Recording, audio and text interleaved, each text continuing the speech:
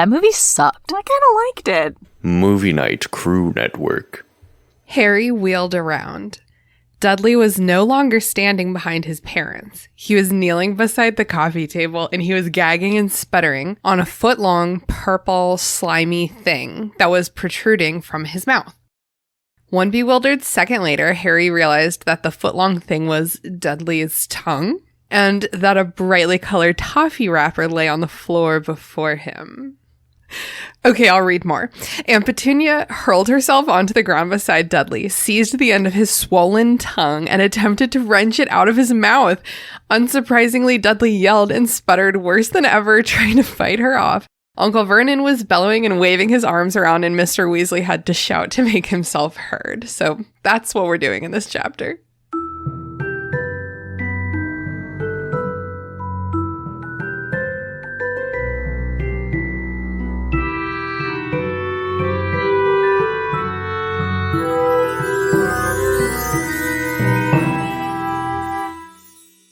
What's up, potheads? Welcome to the Restricted Section, a show in which a bunch of nerds with potty mouths reread the Harry Potter series for the umpteenth time and discuss the way that this story and its themes have stayed with the generation into adulthood. Thank you so much for listening.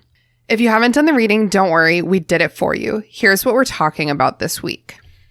Chapter 4, Back to the Burrow. Harry spends a very tense day waiting for the Weasleys to come pick him up at the Dursleys. Uncle Vernon is wearing his best suit for the occasion in a show of power, but unfortunately, the Weasleys arrive via fireplace, and also, very unfortunately, the Dursleys' fireplace is boarded up in favor of an electric fire. So the visit starts poorly, with Arthur Weasley blasting the Dursleys' fireplace apart, and it does actually, in fact, get worse from there. On their way out, Fred drops a bunch of candy. Whoopsie. Oh, wow. What a silly accident. Well, of course, dieting Dudley eats one candy that was accidentally left behind, and it causes his tongue to grow uncontrollably. So Uncle Vernon starts chucking china pieces at Arthur, and Arthur makes Harry leave via flu powder while he fixes everything. Not all heroes wear capes. Some wear, quote, long robes in varying states of shabbiness, unquote. Welcome to the Restricted Section, where we will explode your living room. I am delighted to be joined today by my boisterous friend, Mary Clay. Say hello to the listeners, Mary Clay. Hello, listeners. I'm so glad you're back after summer vacation. I know. I was texting you earlier this week, and I was telling Jason when you were running around your house resetting your Wi-Fi that it feels like it's been a while, and I couldn't remember what I was last on for. Obviously, it was Prisoner of Azkaban, which comes right before this book, Goblet of Fire. Yeah. So it's good to be back talking about good old HP. The last episode you were on was the movie episode with Ethan and Haley, and that does feel like it was truly so long ago. Well, honestly, when we recorded that episode, it very well could have been when I was still at my old job. I know I was at my old house. It was probably before we traveled, we did all this traveling for my brother's wedding. I lived with my parents for 2 weeks when I was in between leases, and then moving in was a whole process because we had an issue with our gas stove leaking gas. And so it truly like a lifetime has passed in terms of what I've experienced since I was last on. You've come so far and tried so hard. I know. And in the end, it definitely mattered. And our special guest today, you might have heard of him, is Jason Hilton, editor of the Movie Night Crew. Say hello to the listeners, Jason. Hello to the listeners, Jason. I almost did that joke, but I couldn't remember what Christina said exactly. Mm-hmm.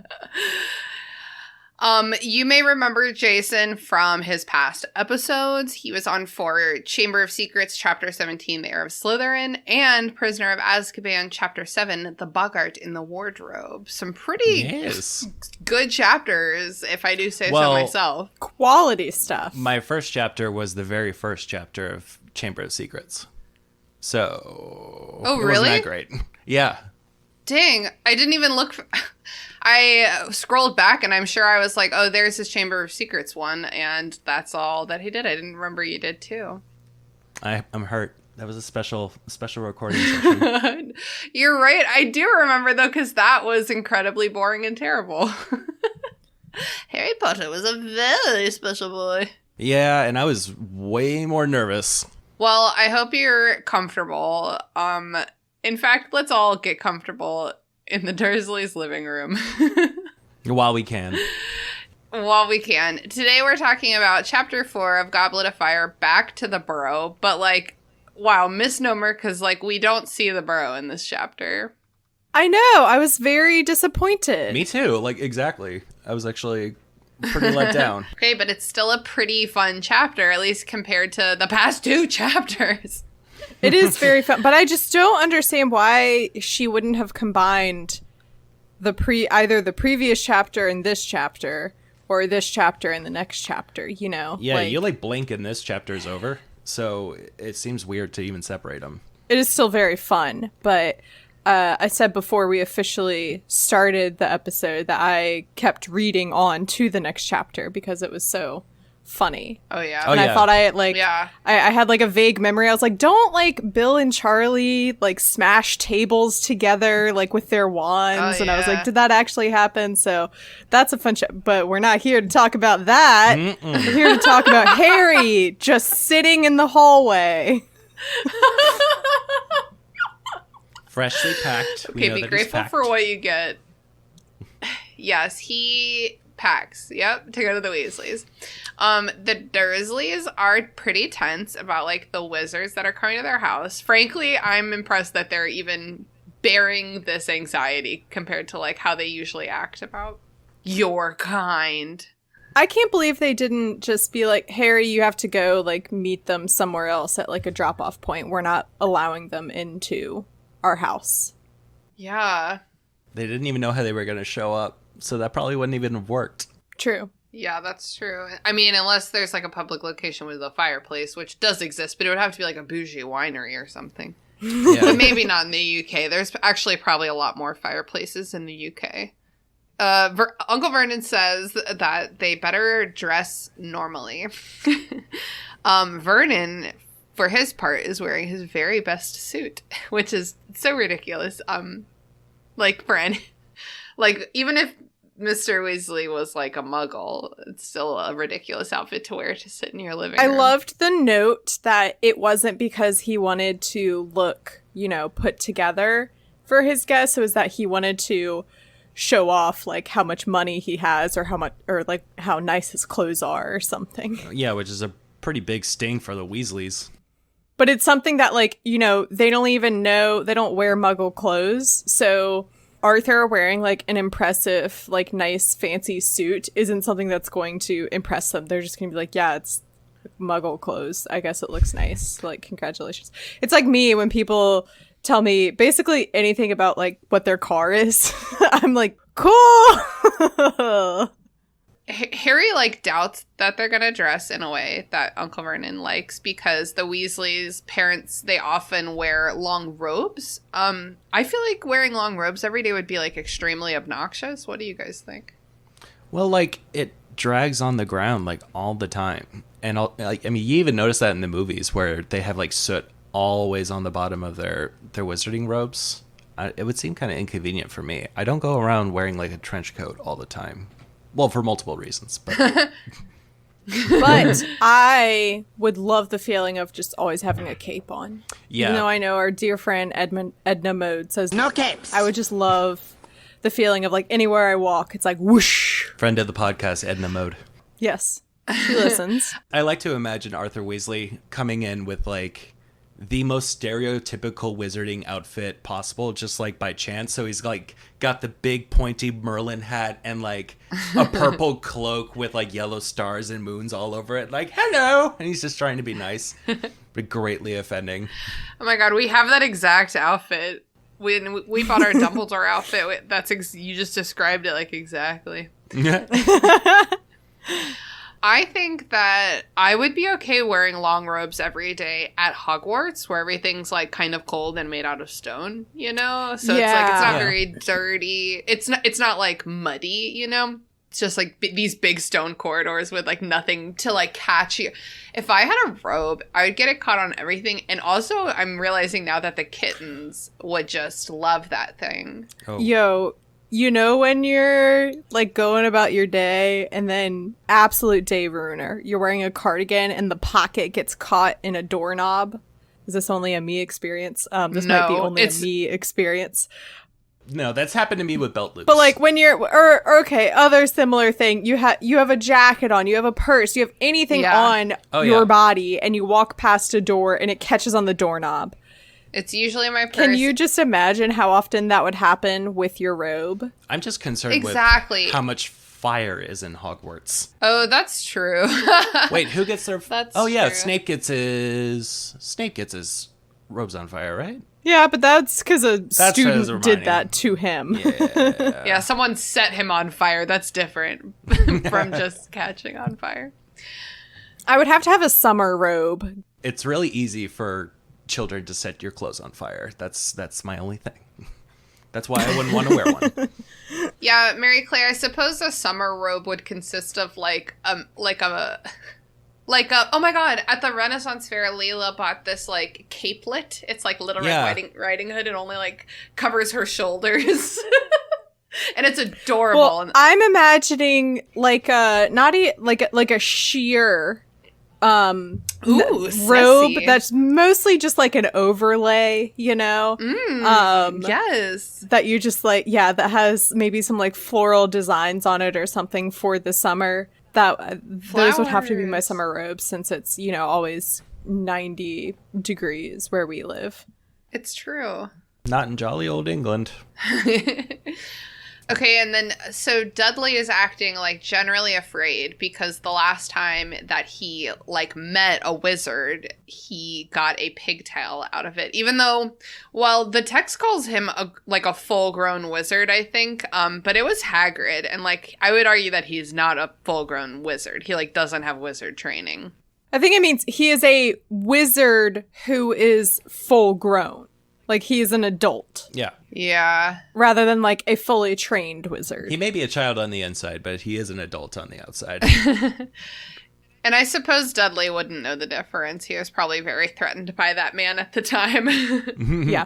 But, of course, like, it has to refer to that as, like, a distant event. Because if you say, you know, the last time Dudley was with a wizard, Hagrid gave him a tail, and then J.K. Rowling would have to be like, Hagrid is the gatekeeper at how she'll like pepper in, you know, those like details of like, yes, we know it's book 4, we know. Yeah. Yeah. I always kind of appreciated those sometimes because it took me, there was such a big gaps between when the books came out. What was it, like every couple of years? I don't remember. Yeah. Yeah, it was definitely a couple of years between them. Oh, yeah. So. Not many, though. Honestly, pretty impressive writing pace, and George R. R. Martin could stand to take a leaf out of her book. Reading these books this time around, I feel so bad for Dudley, honestly. Like, he never stood a chance as a human being or a character. And, like, the text just absolutely despises him in a way that, like, children should not be despised. Although, him constantly holding his butt this entire chapter was pretty funny. That was a funny detail that she kept bringing up. I think it's sad. He's, like, absolutely terrified. Yeah. Also, it mentions that they had to take him to a private hospital for the tail to be removed. Yes. So that required surgery. He was in physical pain probably because of what happened. Probably couldn't sit down for a while. Yes, that's what I was about to say. It's his favorite thing to do. Oh my gosh. And then we talked about this a lot in the last chapter, so we won't harp on it here, but like the really rude fat shaming of Dudley like continues through this chapter. He can't just walk out of a room. He has to like waddle, you know. Yeah. And so like the pig thing is just like, I think it's just they're laying it on too heavy. Like he's not in this book. He hasn't done a damn thing. That adjective porky makes a return for sure. God damn. Remember that one pilot from Star Wars named Porkins? Oh yeah, for sure. He's my favorite character. He's my favorite too. It's a totally different situation, but I think I heard a funny story about that where like the actor was like mildly offended at that because he was overweight, and he's like, "Are you calling me Porkins because I'm fat?" But apparently George Lucas was like, "Oh no, you've got this whole backstory, and this is why Porkins is your name," or something like that, and it made him just to make him like feel better. That's funny. Yeah. Putting in the legwork.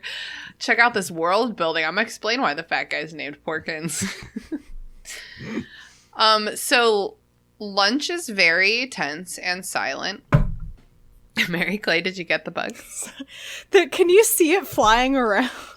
No, I can't. There is a fly. It has been, first of all, there is a gnat and a fly in my room. And the fly, I think, has been in our apartment. Like, I think it needs to pay rent at this point. That's how long it's been. Anyway, continue. No, I want to hear more about the bugs. I spend a lot of time watching other creatures catch bugs because my cats love catching bugs, and there's so many in our house. Send him here. Oh my god. Oh, no. Nope. I slowed it down. Dude, you can have a kitten if you want. Oh my god. I'm slowing it down. Okay. Gus will do that. He'll just like grab a fly and just coldly eat it, and I'm like, oh god, this is nature in my house.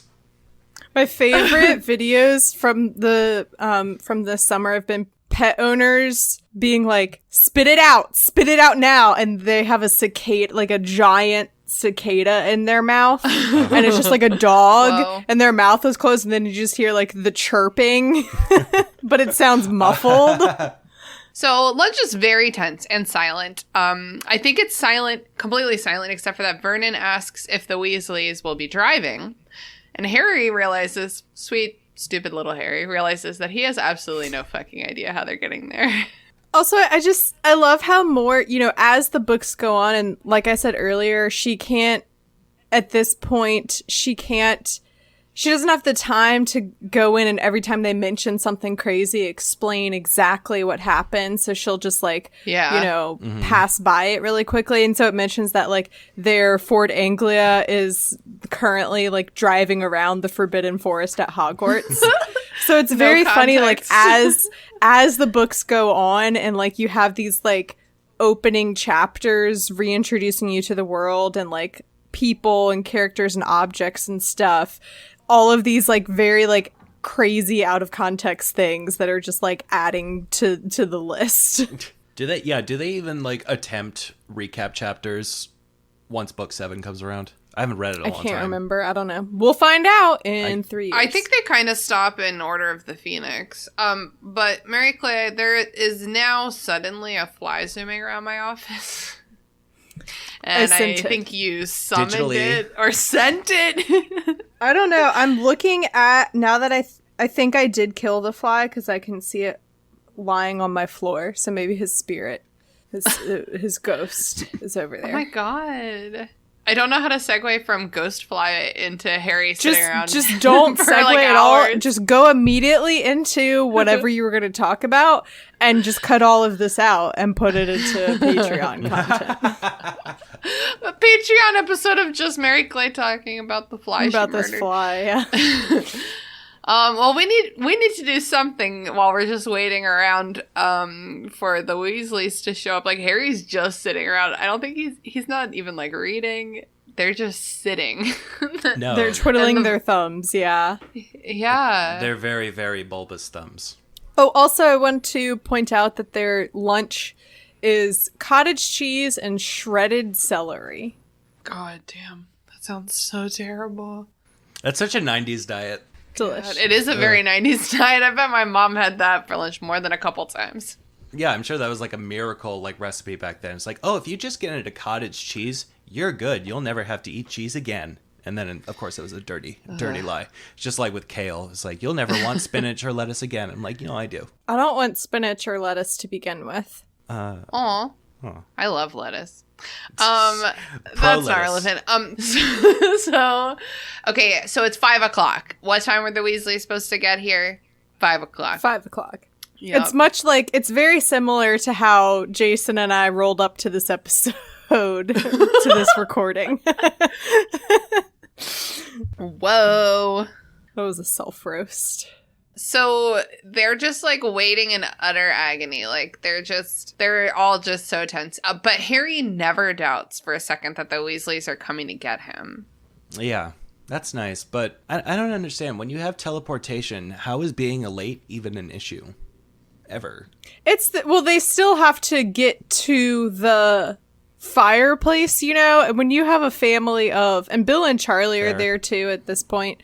Spoiler alert for the next chapter. I didn't read ahead. What? Even though I admitted at the beginning of this episode, I think.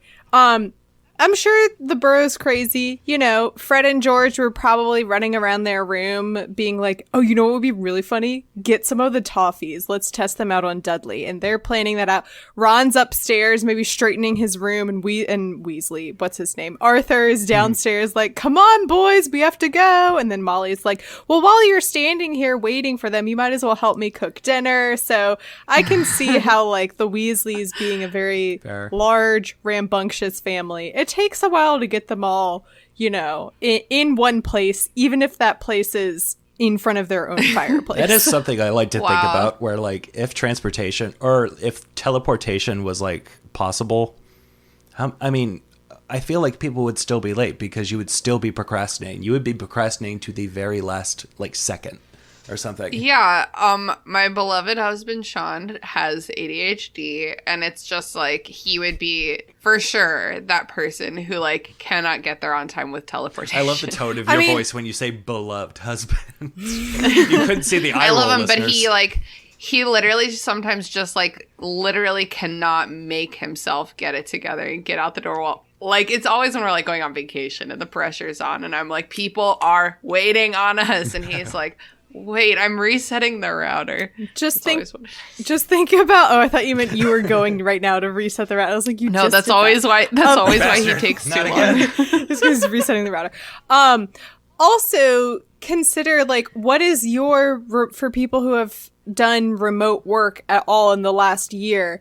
Are you sitting at your computer exactly at 10 a.m. as the Zoom meeting rolls around, or are you still on the toilet scrolling TikTok being like, oh shoot, the meeting? I think in general that's why I can't get into TikTok. I'm like refusing myself TikTok because I know I'll get sucked into that world.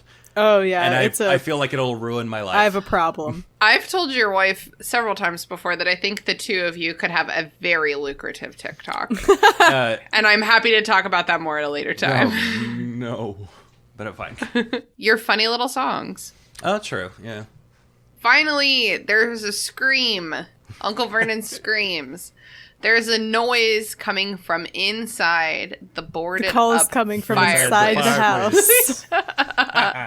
And Dudley immediately like pieces the fuck out. He's like, I'm just already done. Why is he even here? Go to your room. I know. I mean, that's always what I did as a kid and as an adult, is just go up to my room whenever people I don't know who I don't want to interact with come over. Yes. You just go to your room and close the door. It's that suburbanite thing where like everyone has to be there to like greet them. I think it's just like, or maybe it's just classic English politeness. Dude, it's like the Von Trapp family. Line up. Exactly, yeah. Parade out. Let me show all my friends what I've done. Boy. I've made children. Look at me. Can you imagine if there were 7 Dursley kids? Gross. No, There's not enough because food in like the you world. can't. They wouldn't be the same at all, because part of it is that Dudley is like inherently this way because he's like the only most precious child. Yeah, if they had 7 children, they would for sure like pick a favorite, and then the favorite would know that they are the favorite, Yeah. I mean, it's always the first And it would be kid. Dudley. It is not always the first kid. Let me tell you, me and my little brother go back and forth. Your parents go back and forth over which one they like more.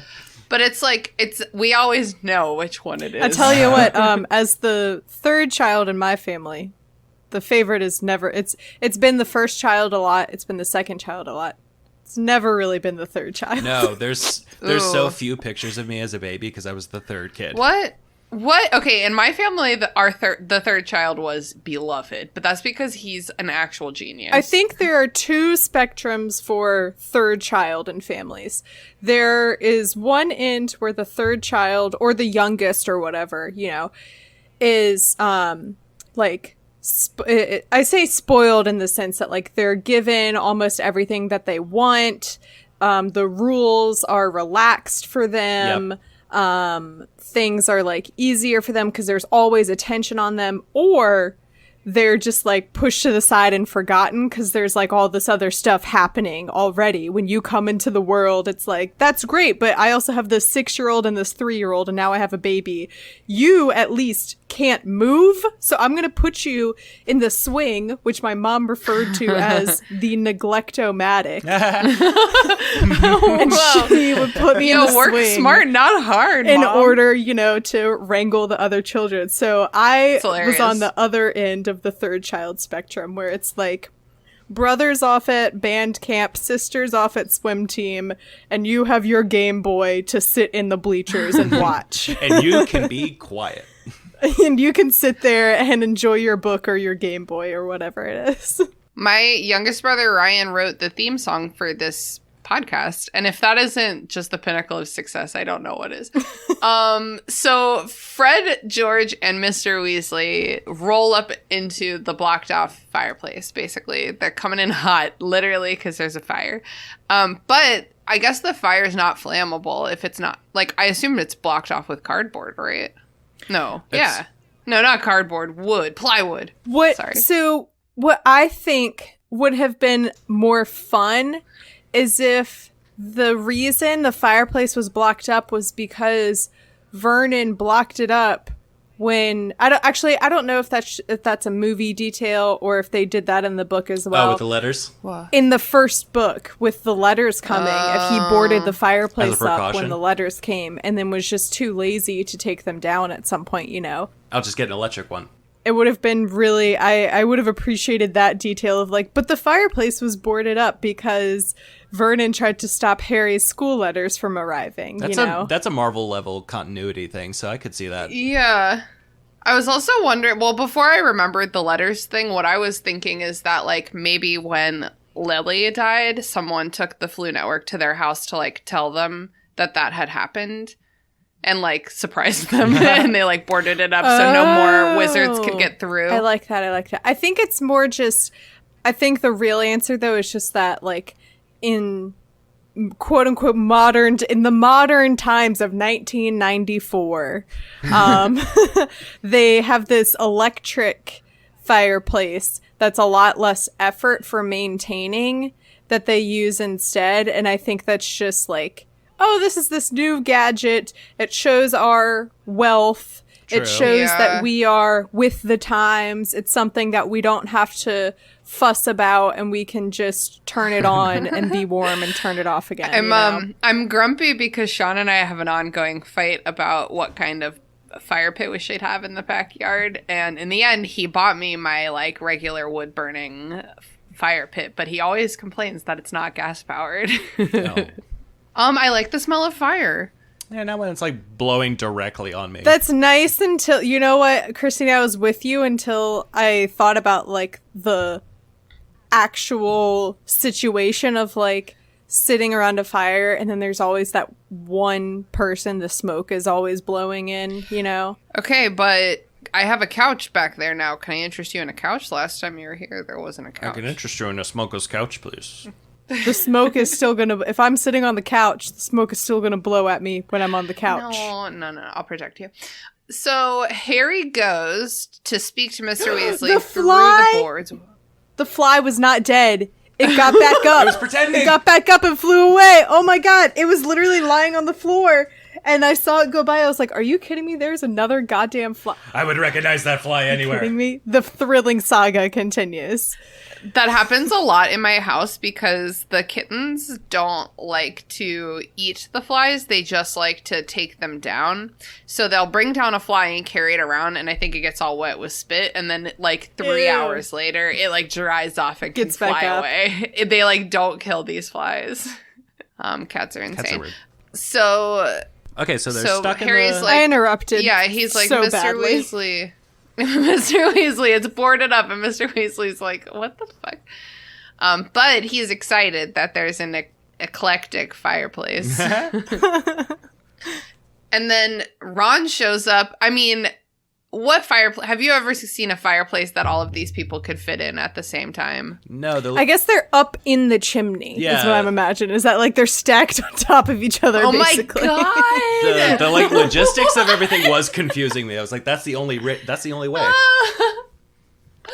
Stacked on top of each other. That's Up ridiculous. through the chimney. Yeah, I don't know. I mean, I guess that's the only thing I can think about. Wait, why did so many people need to come? Yeah, that's what I don't get. That's Is a like great question. maybe I would say like Ron could come because it's his friend, but like if you want to make the matter simpler, just have Arthur apparate in, and then Harry can just hold on to his arm and then apparate out. But maybe J.K. Rowling hadn't invented that concept yet. I love this moment when Ron pops in and says, "What are we doing here? Has something gone wrong? Oh no, Ron," said Fred's voice very sarcastically. "No, this is exactly where we wanted to end up." "Yeah, we're having the time of our lives here," said George. I love them so much. So Mr. Weasley finally just straight up blasts the fireplace open, and the Weasleys all fall out. Yeah. They imagine like a slide, I guess, because they were all stacked on top of each other. And then Mr. Weasley tries to go like politely introduce himself. Yeah, I love his very bold attempts to try to win him over with kindness polite, or with politeness. Yeah. It's like, "Hello, I just destroyed your living room. How's it going?" I would be so pissed. I would I know. be like, I'm kind of with the Dursleys on this one, 100%. this is filthy. Okay, but to Mr. Weasley, this is something that can be fixed with magic in like 10 seconds, you know? Yeah. Yeah, he better. He has no idea. He's trying so hard. How can he still not pronounce electric right? He's been working at the ministry for years. No one will talk to him about eccentricity. Eccleston. And we find out that he collects plugs. So he Brag. should know that, it's pronounced electric. Yeah, I always wondered what goes Yeah. on at Muggle research, because I'm like, can't you just go to a library, like a Muggle library, Yeah, but and the find library- out Interesting. Oh, Muggle library, yeah. and find I out like guess. everything about them? We are really good at recording like literally everything about ourselves, Yeah, that It's is true. We love to do that. but it's less fun that way. So the Dursleys like back away from Mr. Weasley in just like fear and horror. He tries to explain the flu network to them, kind of. Well, he tries to explain, like, he's like, well, this happened because we hooked you up to the flu network. He's just talking. He's like, I can fix everything, don't even worry about it. But they are actually, in fact, worried about it. I don't think they like say almost a thing for like the rest of this chapter. Yeah, Any they're of pretty the much just Dursleys? standing there in shock, yeah. Yeah, and there's very graphic depictions of what Uncle Vernon's face is doing right now. Uncle Face. It's me, Face. His purpled uncle face, and Aunt Petunia chewing her tongue, which just sounds really painful. She doesn't even say a word in this chapter, but I think I know what that means. Like, don't. Neither do I I. have this like thing that I do that where I like kind of chew the inside of my mouth a little bit sometimes. oh, I do that. But your tongue, I don't. Ow, that's a don't British chew I thing. think my it's tongue. like I think it's like the same kind of thing though. Okay. You know what I mean? I'm Let's just see. chewing my tongue. Yeah, I'm like, let's all chew our tongues. I'm for like, some ASMR. do I find this comforting at all? No, I don't. I'm trying it myself. Ow. Listeners, try at home. Join in with us. 1, 2, 3. Hit us up if you're a tongue chewer. Let us know. Like and subscribe. Sure. Like and subscribe, all tongue chewers. Fred and George are like, LOL, we'll go get your trunk, Harry. They just really want to see what do. Dudley looks like, probably. Yeah, they've never met him, and they lay eyes on him, and then they decide to ruin his fucking life, They're like, we're dude. gonna torment him. Essentially poison him? Yes. I do. It is a funny note, again, not that this is the chapter that we're discussing, but in the next chapter, Arthur tries to chastise them for what they do, and they're like, in our defense, we didn't do it because he's a muggle. We did it because he's terrible. Yeah, I mean... He's actually the worst. It's true. He got the pigtail already. Like, he's I think we're good now. Well, he's continually Yeah. horrible to him. He didn't really learn his lesson the first time. I maintain that he hasn't done anything this book that we've seen. Yes. So Mr. Weasley is like trying to make small talk, but he also just can't contain his excitement about like the muggle shit around him. It's like... It's very adorable. It's like, yeah, how do you... I don't know. It's like when someone you barely know, it's like a friend of a friend or like a in-law or something who like doesn't really know that much about you, but knows that you own batteries. So that's like the only thing that's like the first thing he brings up. He was like, I have a collection of batteries. Me wife thinks I'm mad. And they're like, yeah. I think Muggles like there's a batteries, note. right? They have drawers full There's of a them. note from like narrator Harry that's like, the Dursleys probably did think him mad. Yeah. So Dudley returns to the room because Fred and George scared him. He smells candy. And he smells candy. And Mr. Weasley also tries and fails to make small talk with him. I think Mr. Weasley has it right. He looks at Dudley and he's like, that is a poor, stupid boy who doesn't stand a chance. And he uses his extra nice voice on him. Yeah, I appreciate that he's like trying his best. He knows like these people are awful to him and he really could just be as cold as possible to him, but he's really trying his best to like come off like a respectable, nice person. Also, it's such a dad thing for him to be, because he says, having a nice holiday, how's your summer vacation going? Oh, yeah. How's school going? How's your break from school? That's such I feel like that's such a appropriate dad question. What's your to major ask. again? I asked you how your summer break went at the beginning of this episode. They call me Pod Daddy. So Fred and George return with Harry's trunk, and Mr. Weasley magically lights a fire in the hearth, and he pulls out some flu powder. And he's like, Fred, you go. But on his way out, Fred spills a massive bag of candy. Quote unquote. I was like, yes. Massive quote unquote. Accidentally spilled. Oh no, these candies fell out of my pocket. Stop. No, come back. Darn. Oh, sorry. Are you on a diet? I'll get these away from you. It's like, go ahead. They're low fat. But like, don't even worry about it because he gathers them up and then he leaves. He's gone. It's done. Never to worry. And then George goes next with Harry's trunk, and then Ron goes, and then it's Harry's turn. So Harry says goodbye. Mm-hmm. Obviously, they don't answer him. And then Harry tries to leave, but Mr. Weasley stops him and so sweet. like asks the Dursleys if they heard Harry say bye. It's literally Arthur's like, okay, well, you guys aren't even being like human decency levels with like this kid. Hold the phone. He's got a lot on his mind currently at the moment, though. It's like, what am I going to do about this? Burning? Yeah, what am I going to do about this hole in my wall? And he's coated with like That's soot. funny. No one wants soot.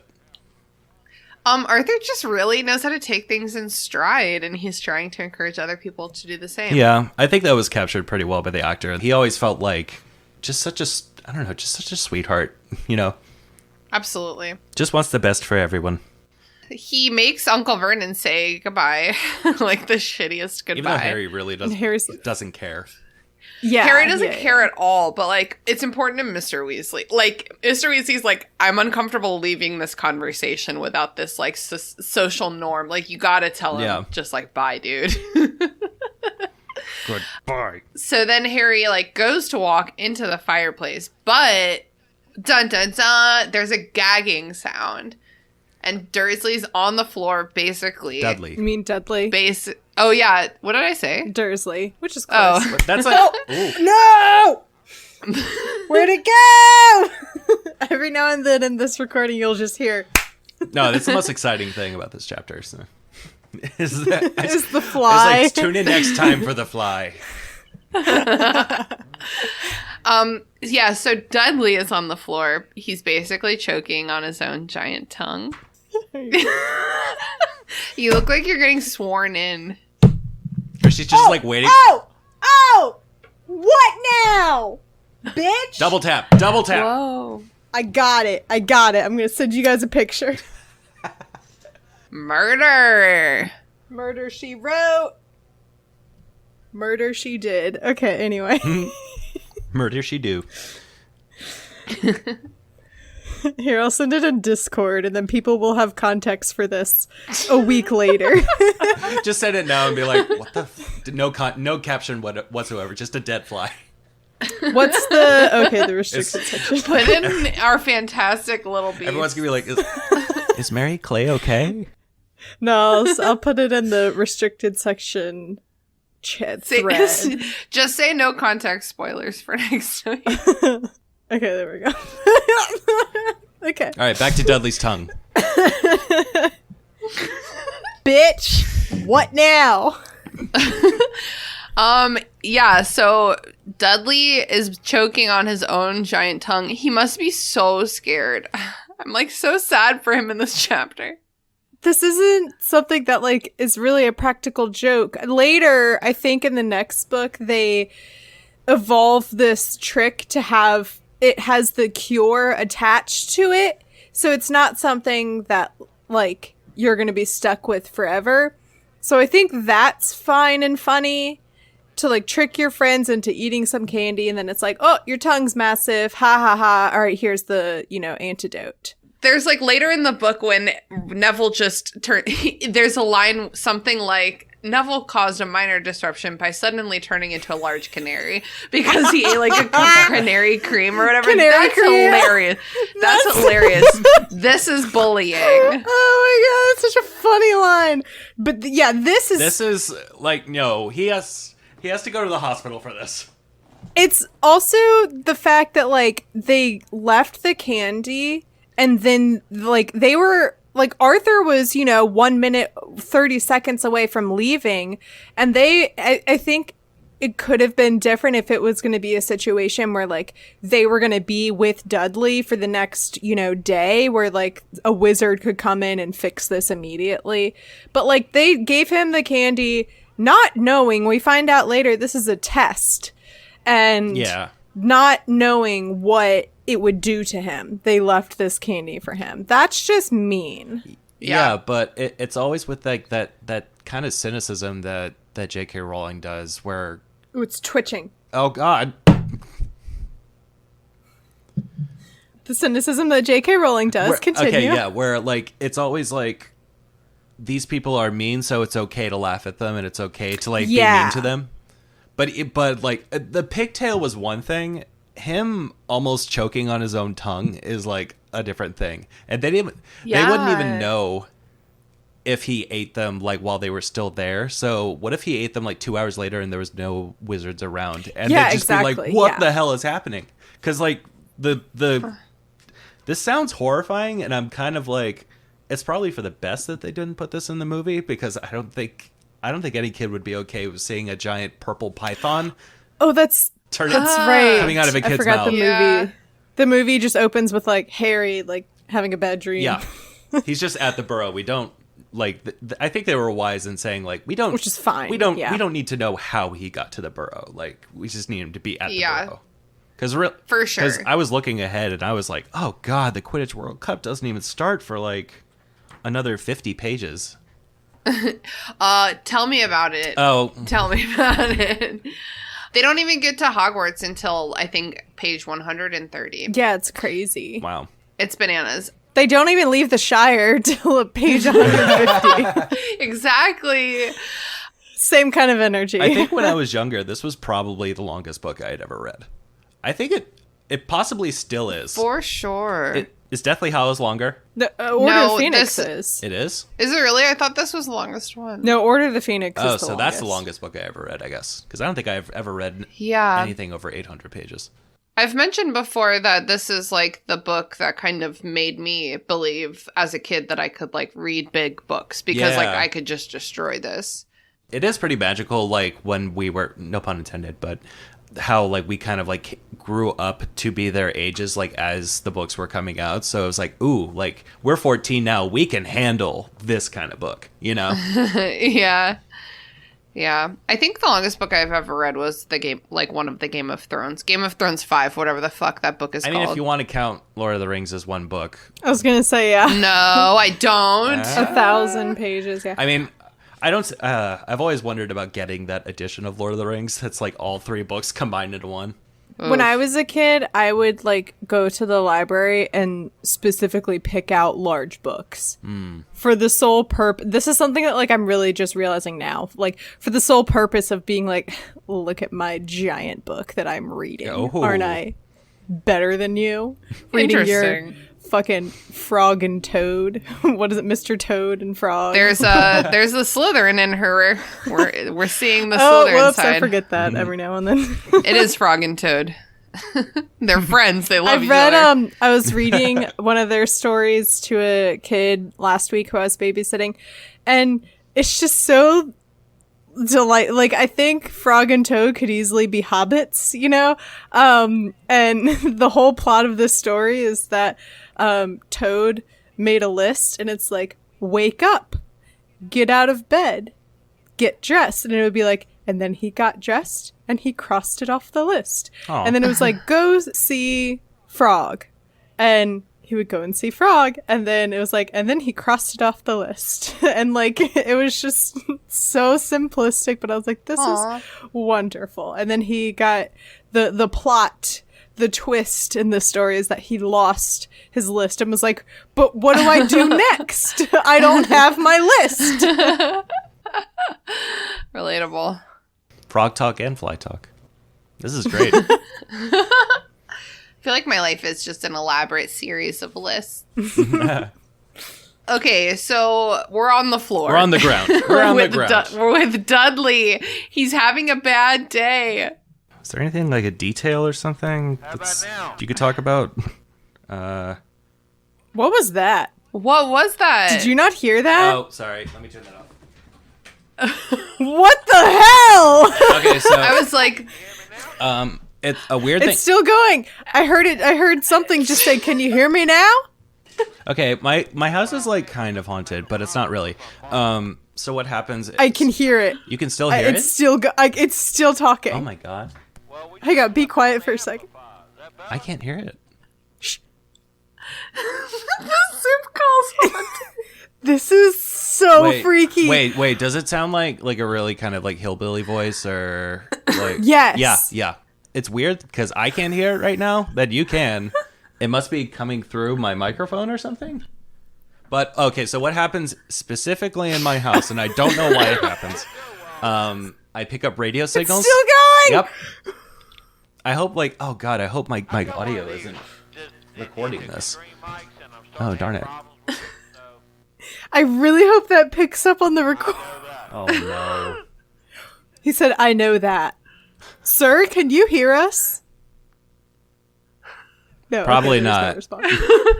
So, guys, I can't with this. Oh my god, I'm easily spooked. It's like those urban legends you hear about, like a family's baby monitor, like a dude was listening in on their baby monitor or something, you know? Like, shut up. Yeah, so what really happens is we pick up radio signals for some reason. I've looked into it several times.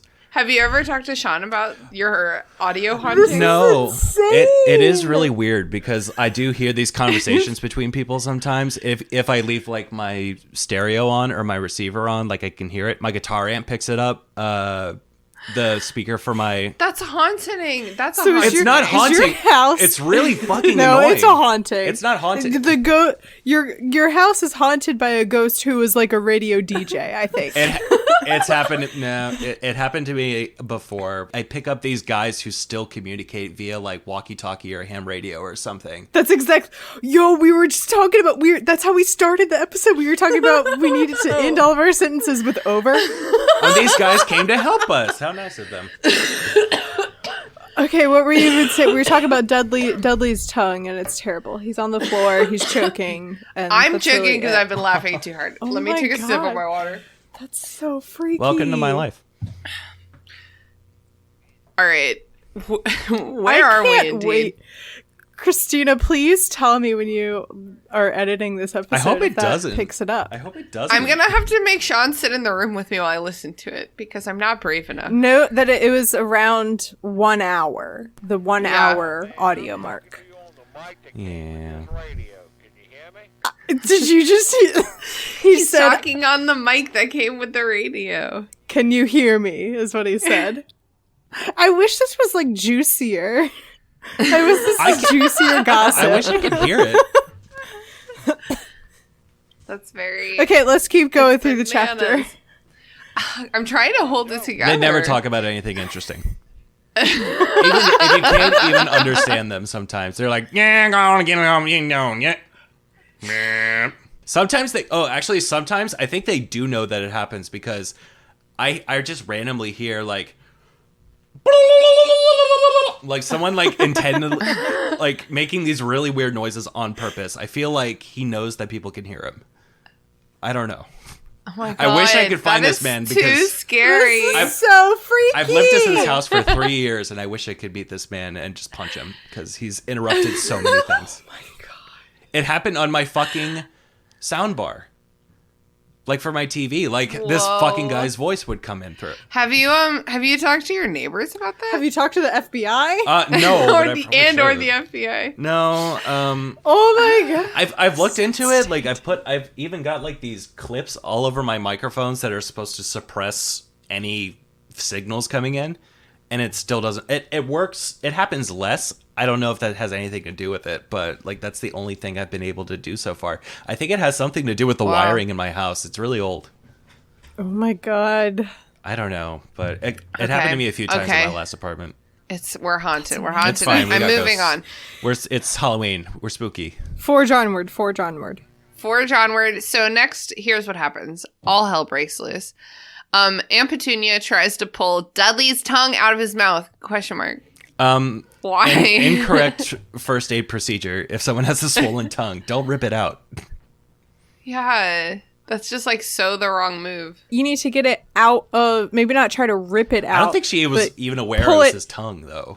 Out. Yeah, I think that's what it is. Because they're just like, he's choking on something, get it out of his mouth. Ugh. Okay, so Uncle Vernon and Arthur Weasley start like screaming at each other. It's mostly Vernon screaming. Yeah.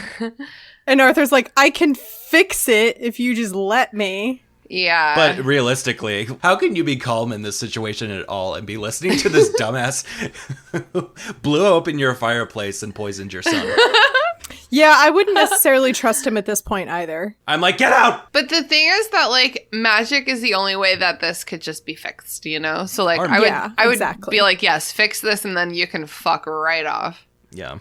But instead, Uncle Vernon starts throwing pieces of china at Mr. Weasley. And Mr. Weasley starts like zapping them out of the air. My favorite Fat Jamie line in this entire chapter is, bellowing like a wounded hippo, Uncle Vernon snatched up another ornament. Oh my God.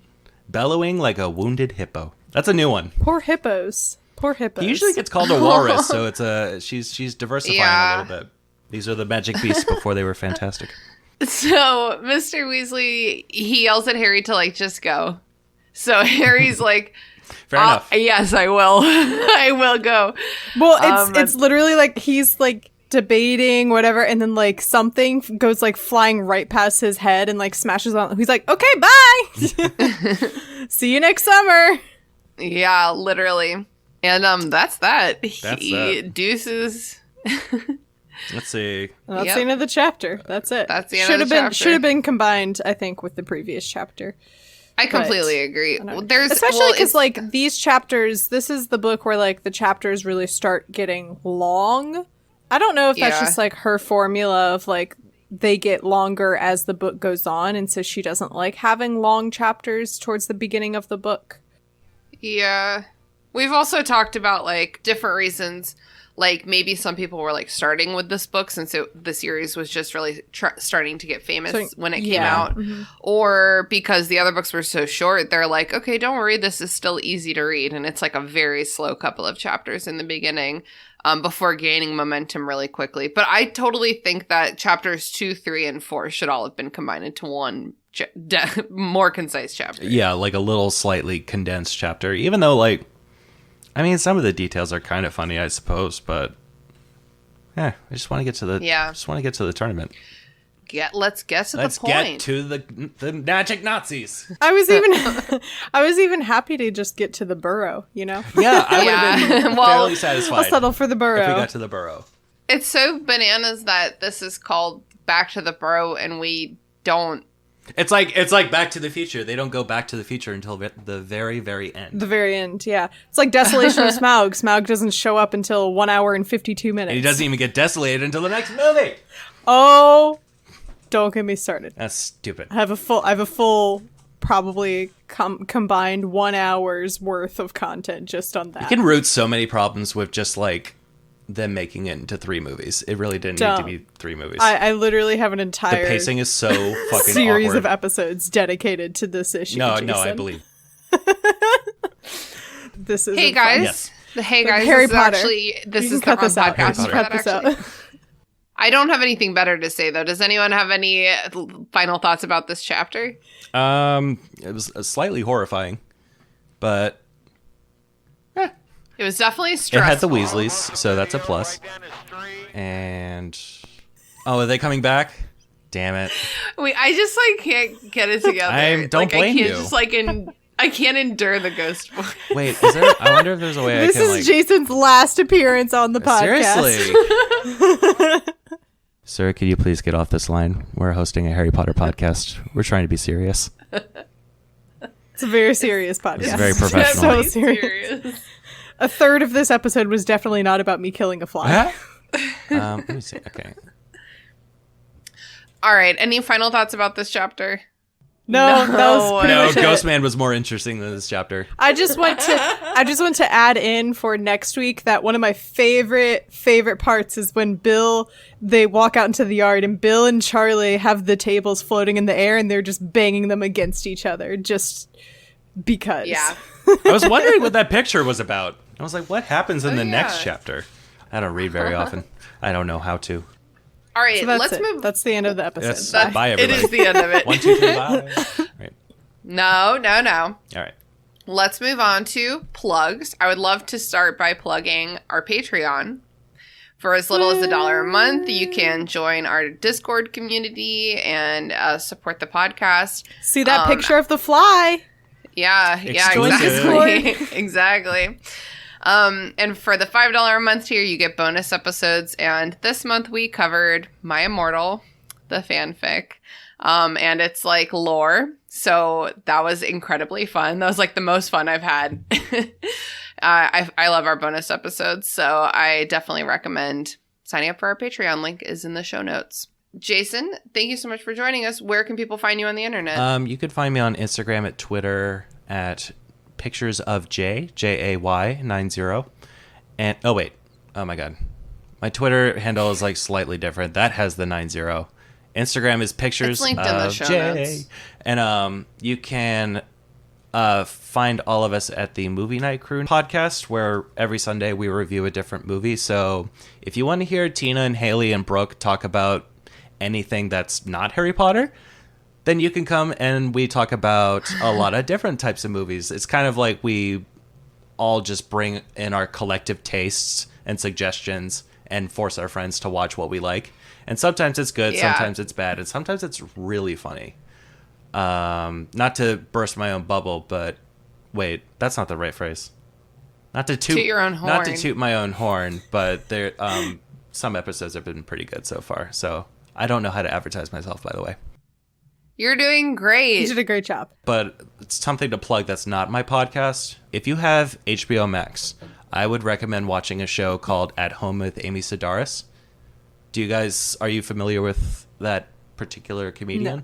So it's No. like a fake cooking show, but it's like an old-fashioned cooking show from like the 1960s where they teach you how to do everything, but it's like lame crafts and stuff. But it's kind of a sketch show, but Amy Sedaris is really funny. She's a really funny comedian. If you watch Bojack Horseman, she plays the cat manager.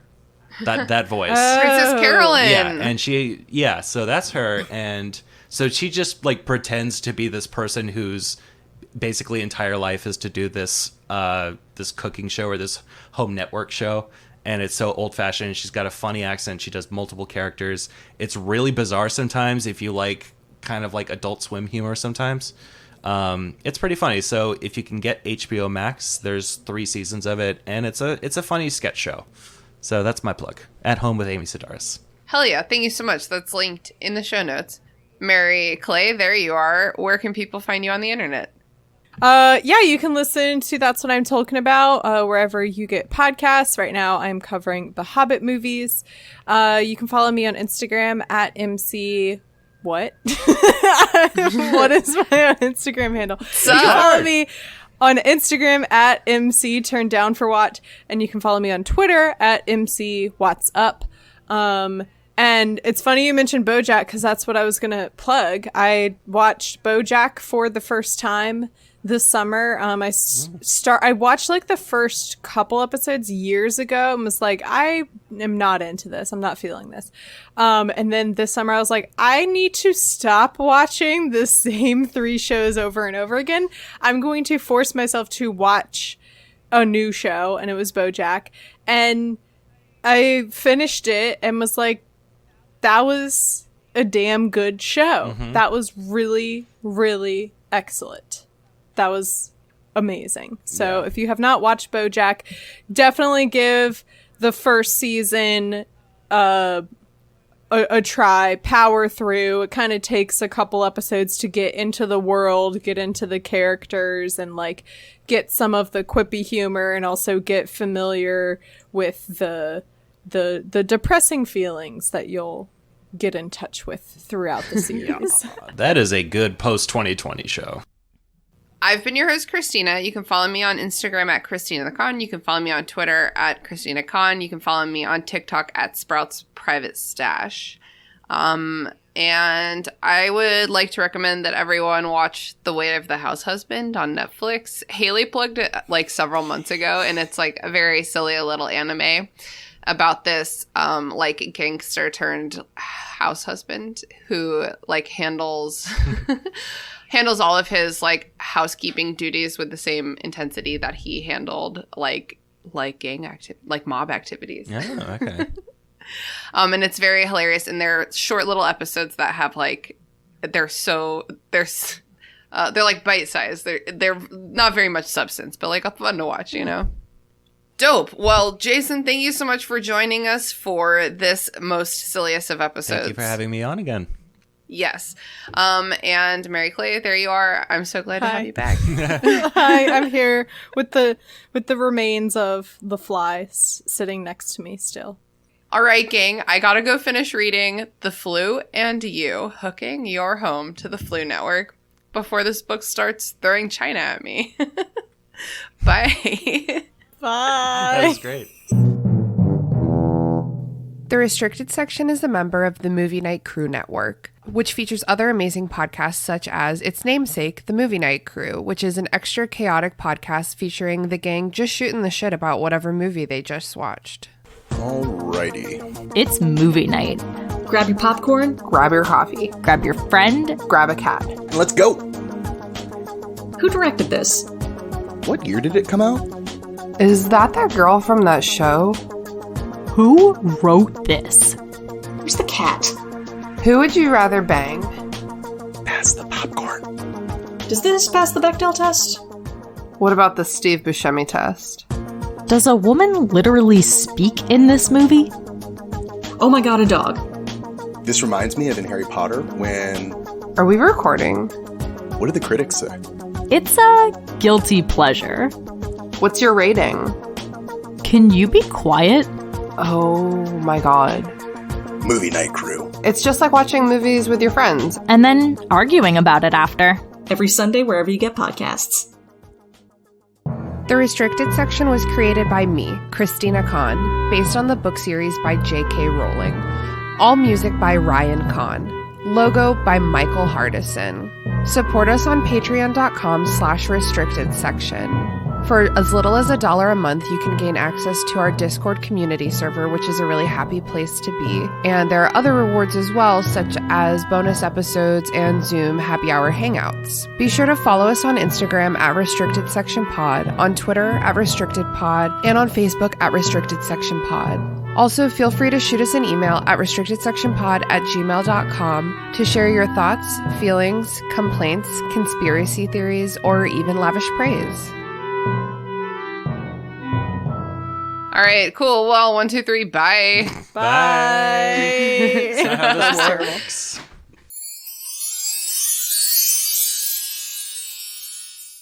That movie sucked. I kind of liked it. Movie Night Crew Network.